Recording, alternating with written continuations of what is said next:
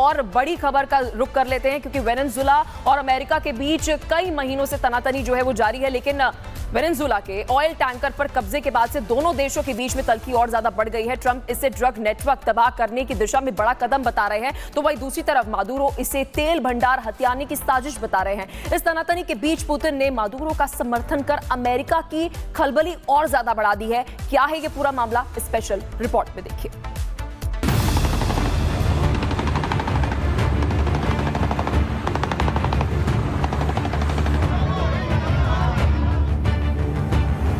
South America में Venezuela और America के बीच तनाव खतरनाक स्तर तक पहुंच गया है। अमेरिकी सेना ने वेनेजुला के समुद्री तट पर एक बड़े तेल टैंकर पर कब्जा कर लिया। 10 दिसंबर को ट्रंप ने इस ऑपरेशन की जानकारी दी और उनकी सरकार ने सैन्य ऑपरेशन का वीडियो भी जारी किया।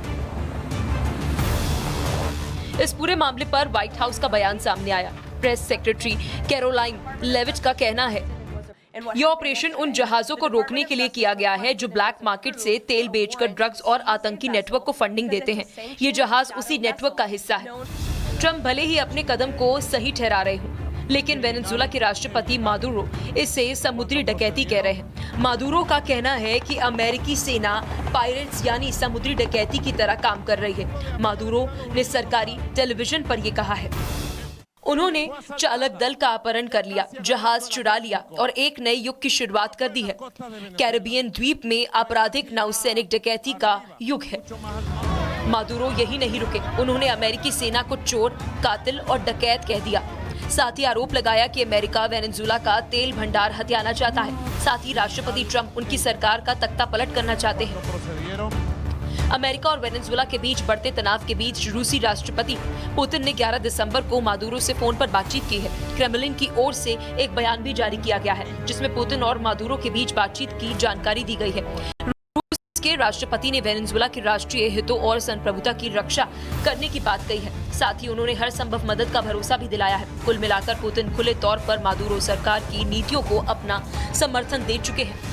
अमेरिका पिछले कई महीनों से कैरिबियन सागर में अपनी विशाल नौसेना को तैयार कर रखा है। उसने अपना सबसे बड़ा aircraft carrier USS Gerald Ford को वेनेजुला के करीब तैनात किया है। अमेरिकी कोस्ट गार्ड ने हाल ही के महीनों में कई कथित ड्रग बोट्स को निशाना बनाया है। इन हमलों में करीब 90 लोगों की मौत हुई है। इसके चलते दोनों देशों के बीच टकराव गहराता जा रहा है। एक तरफ ट्रंप मादुरो और उनके देश पर रोज नए प्रतिबंध लगा रहे हैं, तो वहीं दूसरी तरफ मादुरो भी अमेरिका से दो हाथ के मूड में है। लेकिन इस पूरे मामले में रशिया की एंट्री का मामला पेचीदा हो जाता है। अब अमेरिकी राष्ट्रपति ट्रंप सीधे तौर पर वेनेजुला पर एक्शन लेने से पहले 2 बार जरूर सोचेंगे। Bureau report, Republic Bharat. और बड़ी खबर का रुख कर लेते हैं, क्योंकि वेनेजुला और अमेरिका के बीच कई महीनों से तनातनी जो है वो जारी है। लेकिन वेनेजुला के ऑयल टैंकर पर कब्जे के बाद से दोनों देशों के बीच में तल्खी और ज्यादा बढ़ गई है। ट्रंप इसे ड्रग नेटवर्क तबाह करने की दिशा में बड़ा कदम बता रहे हैं, तो वहीं दूसरी तरफ मादुरो इसे तेल भंडार हथियाने की साजिश बता रहे हैं। इस तनातनी के बीच पुतिन ने मादुरो का समर्थन कर अमेरिका की खलबली और ज्यादा बढ़ा दी है। क्या है ये पूरा मामला, स्पेशल रिपोर्ट में देखिए।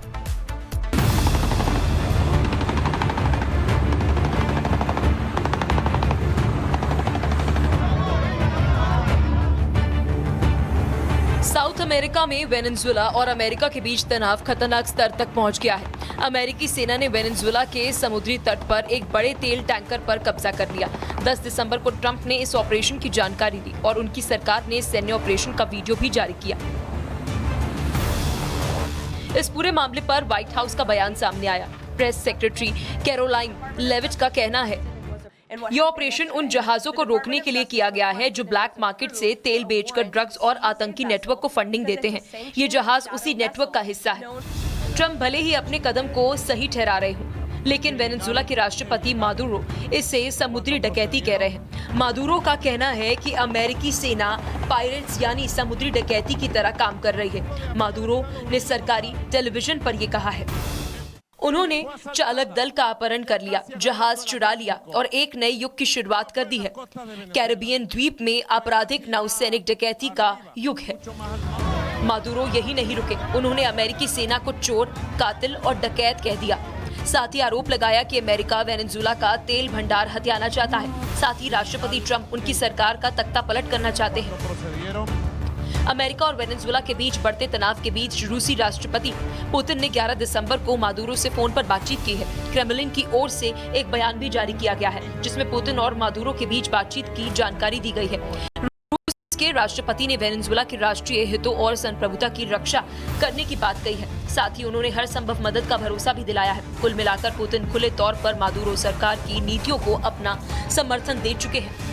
अमेरिका पिछले कई महीनों से कैरिबियन सागर में अपनी विशाल नौसेना को तैयार कर रखा है। उसने अपना सबसे बड़ा aircraft carrier USS Gerald Ford को वेनेजुएला के करीब तैनात किया है। अमेरिकी कोस्ट गार्ड ने हाल ही के महीनों में कई कथित ड्रग बोट्स को निशाना बनाया है। इन हमलों में करीब 90 लोगों की मौत हुई है। इसके चलते दोनों देशों के बीच टकराव गहराता जा रहा है। एक तरफ ट्रंप मादुरो और उनके देश पर रोज नए प्रतिबंध लगा रहे हैं, तो वहीं दूसरी तरफ मादुरो भी अमेरिका से दो हाथ के मूड में है। लेकिन इस पूरे मामले में रशिया की एंट्री का मामला पेचीदा हो जाता है।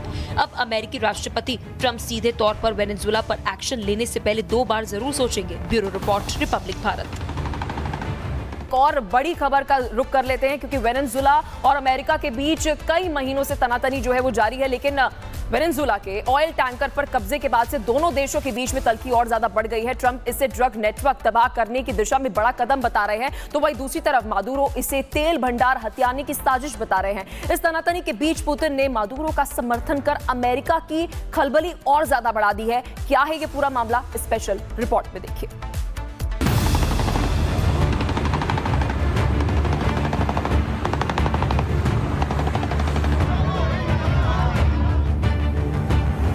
साउथ अमेरिका में वेनेजुएला और अमेरिका के बीच तनाव खतरनाक स्तर तक पहुंच गया है।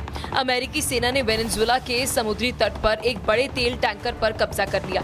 10 दिसंबर को ट्रंप ने इस ऑपरेशन की जानकारी दी और उनकी सरकार ने सैन्य ऑपरेशन का वीडियो भी जारी किया। इस पूरे मामले पर व्हाइट हाउस का बयान सामने आया। प्रेस सेक्रेटरी कैरोलाइन लेविट का कहना है, यह ऑपरेशन उन जहाजों को रोकने के लिए किया गया है जो ब्लैक मार्केट से तेल बेचकर ड्रग्स और आतंकी नेटवर्क को फंडिंग देते हैं।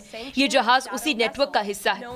ट्रंप भले ही अपने कदम को सही ठहरा रहे हों, लेकिन वेनेजुएला के राष्ट्रपति मादुरो इसे समुद्री डकैती कह रहे हैं। मादुरो का कहना है कि अमेरिकी सेना पायरेट्स यानी समुद्री डकैती की तरह काम कर रही है। मादुरो ने सरकारी टेलीविजन पर यह कहा है। उन्होंने चालक दल का अपहरण कर लिया, जहाज चुरा लिया और एक नए युग की शुरुआत कर दी है। कैरिबियन द्वीप में आपराधिक नौसैनिक डकैती का युग है। मादुरो यही नहीं रुके, उन्होंने अमेरिकी सेना को चोर, कातिल और डकैत कह दिया। साथ ही आरोप लगाया कि अमेरिका वेनेजुएला का तेल भंडार हथियाना चाहता है। साथ ही राष्ट्रपति ट्रंप उनकी सरकार का तख्ता पलट करना चाहते हैं। अमेरिका और वेनेजुएला के बीच बढ़ते तनाव के बीच रूसी राष्ट्रपति पुतिन ने 11 दिसंबर को मादुरो से फोन पर बातचीत की है। क्रेमलिन की ओर से एक बयान भी जारी किया गया है, जिसमें पुतिन और मादुरो के बीच बातचीत की जानकारी दी गई है। रूस के राष्ट्रपति ने वेनेजुएला के राष्ट्रीय हितों और संप्रभुता की रक्षा करने की बात कही है। साथ ही उन्होंने हर संभव मदद का भरोसा भी दिलाया है। कुल मिलाकर पुतिन खुले तौर पर मादुरो सरकार की नीतियों को अपना समर्थन दे चुके हैं। अमेरिका पिछले कई महीनों से कैरिबियन सागर में अपनी विशाल नौसेना को तैयार कर रखा है। उसने अपना सबसे बड़ा aircraft carrier USS Gerald Ford को वेनेजुएला के करीब तैनात किया है। अमेरिकी कोस्ट गार्ड ने हाल ही के महीनों में कई कथित ड्रग बोट्स को निशाना बनाया है। इन हमलों में करीब 90 लोगों की मौत हुई है। इसके चलते दोनों देशों के बीच टकराव गहराता जा रहा है। एक तरफ ट्रंप मादुरो और उनके देश पर रोज नए प्रतिबंध लगा रहे हैं, तो वहीं दूसरी तरफ मादुरो भी अमेरिका से दो हाथ के मूड में है। लेकिन इस पूरे मामले में रशिया की एंट्री का मामला पेचीदा हो जाता है। अब अमेरिकी राष्ट्रपति ट्रंप सीधे तौर पर वेनेजुएला पर एक्शन लेने से पहले 2 बार जरूर सोचेंगे। Bureau report, Republic Bharat.